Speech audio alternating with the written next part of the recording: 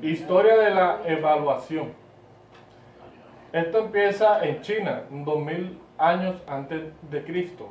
En la antigua China se realizaban exámenes para seleccionar a los funcionarios que iban a ocupar puestos gubernamentales. Siglo V antes de Cristo. Grecia.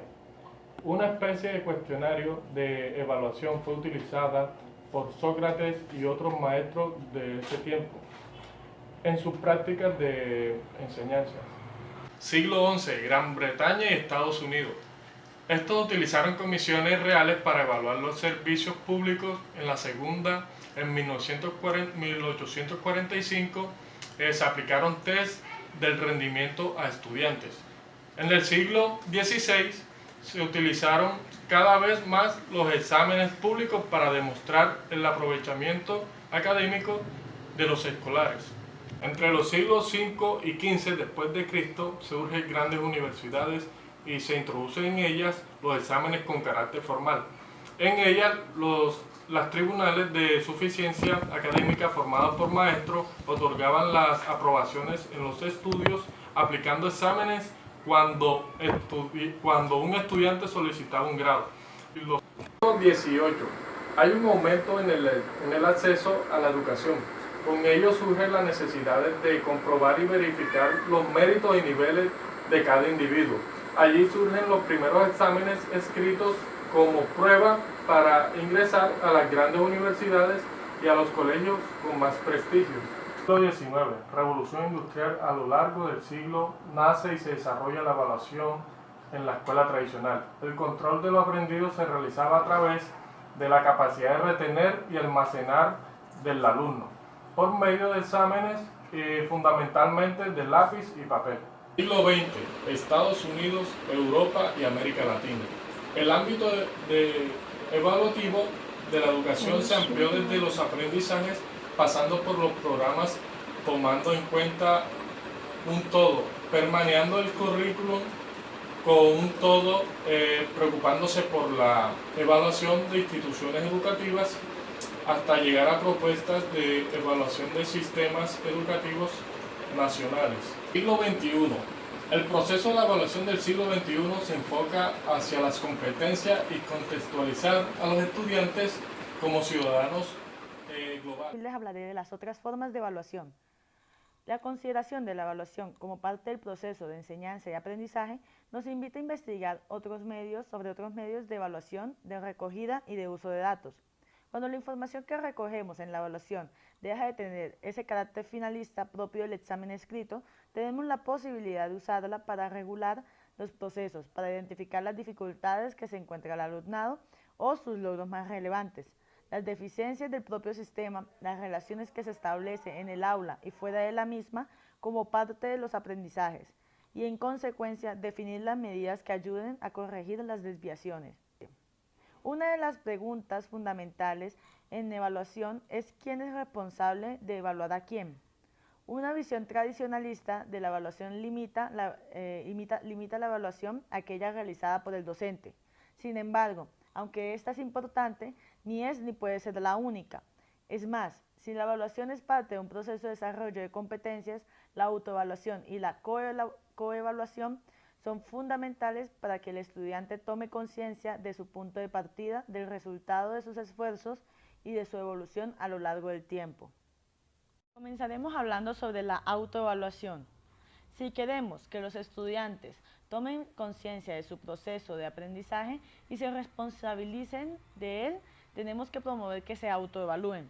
La autoevaluación es la evaluación que realiza el propio estudiante de su proceso de aprendizaje y de los resultados obtenidos. Además, para que la autoevaluación sea provechosa, esta debe implicar no solo una calificación personal, sino sobre todo una valoración del proceso de aprendizaje. Ahora vamos por la coevaluación. Antes hemos defendido que la evaluación es una actuación educativa destinada a regular el aprendizaje, es decir, a solucionar problemas y ayudar en las dificultades. En este sentido, los compañeros pueden ser buenos aliados para el aprendizaje. La coevaluación es el proceso de evaluación por el cual Son los compañeros y compañeras de clase quienes se evalúan entre sí. Antes de realizar una coevaluación es necesario cierto trabajo previo, explicación del sentido y el objetivo de coevaluación. Ahora hablaré de la heteroevaluación.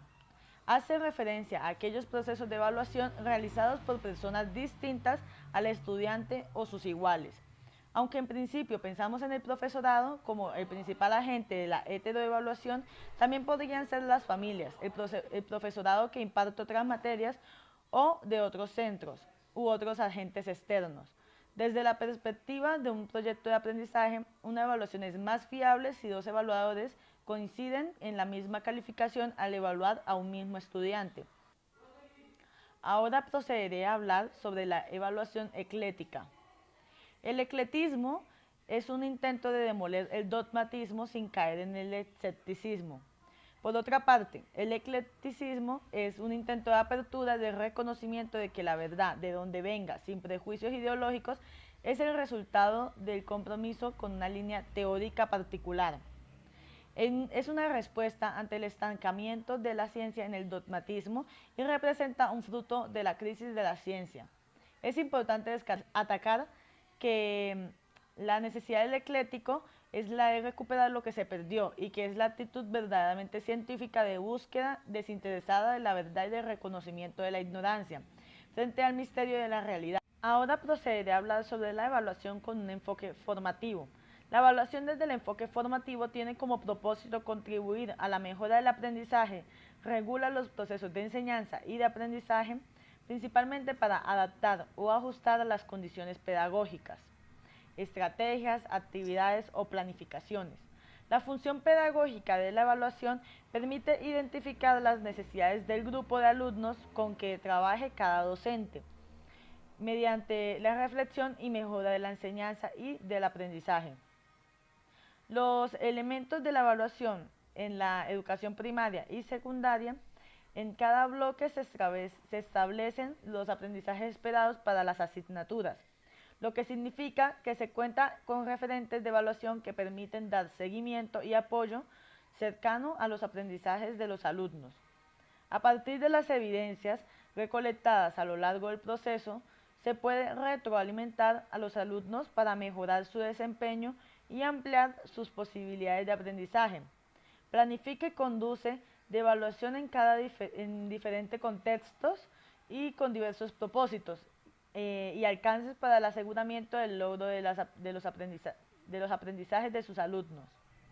Un modelo de evaluación con enfoque formativo se sustenta en la premisa de que los docentes no solo se limiten a brindar retroalimentación de las respuestas correctas o incorrectas de sus alumnos, sino que tengan claridad qué quiero que aprendan los alumnos, qué aprendizajes han construido y cómo voy a lograr que aprendan de lo que se espera. Debe existir claridad por parte del docente y los alumnos respecto a los aprendizajes esperados, los criterios para valorar el trabajo del alumno y el reconocimiento por parte del docente. Bueno, yo les hablaré sobre los modelos pedagógicos. El primer modelo pedagógico es el modelo tradicional. Este modelo apunta a una formación humanista mediante el buen ejemplo del maestro. Este es el encargado de transmitir a los alumnos los contenidos de la disciplina científica. El alumno aprende como un receptor pasivo, es decir, acepta la información como verdadera o realmente emitida por el profesor. Los resultados de los alumnos están basados en pruebas diseñadas por el docente y el docente decidirá si el alumno avanza al siguiente curso. El otro modelo es el modelo conductista. El objeto del estudio son las conductas de los alumnos. Evaluar consiste en medir tales conductas que se expresen en comportamientos observables. El otro modelo es el modelo constructivista. Este modelo considera la enseñanza como una actividad crítica al docente como un profesional autónomo que investiga reflexionando sobre sus prácticas. También este modelo tiene como una construcción gradual del conocimiento. Aquí la enseñanza no es simple transmisión de conocimiento. Y el otro modelo siguiente es el modelo romántico. El niño desarrolla lo que procede de su interior. Y también el niño tiene habilidades, conocimiento y cualidades. Y el otro modelo es el modelo ecléctico. Este modelo se entiende como una guía. Es aquel que responde a nuestro interrogante, lo cual nos lleva a conseguir una organización con una metodología flexible y dinámica y para las necesidades educativas en el ámbito de la lectura y la escritura. Modelo de evaluación según teóricos. Evaluación del logro de los objetivos. Tyler concibió la evaluación como un proceso terminal y centrado en los objetivos previamente establecidos y se miden en términos del logro de los alumnos que deben concebir con los resultados obtenidos. Modelo de evaluación sin metas. Es una actividad metodológica que se centra en el énfasis en las consecuencias reales y totales que produce la intervención social, tomando como criterios de evaluación las necesidades de los usuarios. Modelo de evaluación CIPP. Contexto, entrada, proceso y producto. Contexto. Nutre de los datos para saber qué es lo que se debe hacer. En la entrada identifica y valora los recursos disponibles antes del programa. En el proceso se da la planificación y aplicación y en el producto se identifica qué logros se obtuvieron. La evaluación como método científico. La evaluación es un tipo de investigación aplicada y como tal debe seguir la lógica del método científico, el único que permite establecer relaciones causa y efecto y detectar relaciones causales inequívocas entre el programa y los resultados. Modelos de evaluación iluminativa. Tiene en cuenta el contexto de los programas educativos y se preocupa por la descripción y la interpretación. Poco tiene en cuenta la elaboración y la predicción. Este modelo tiene 3 metas. Primero, estudiar el programa innovador, cómo opera y cómo influye en las distintas situaciones escolares. Segundo, descubrir y documentar qué significa participar en el esquema, ya sea como profesor o como alumno.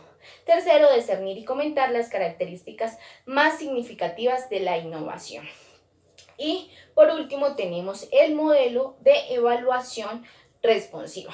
Está construido sobre el modelo de la figura para la evaluación educacional. Valora la necesidad y expectativas. Esto prepara los resultados deseados con los observados. Los objetivos del programa pueden modificarse en la marcha y está pensado para los evaluadores, a los cuales se les ha solicitado una evaluación.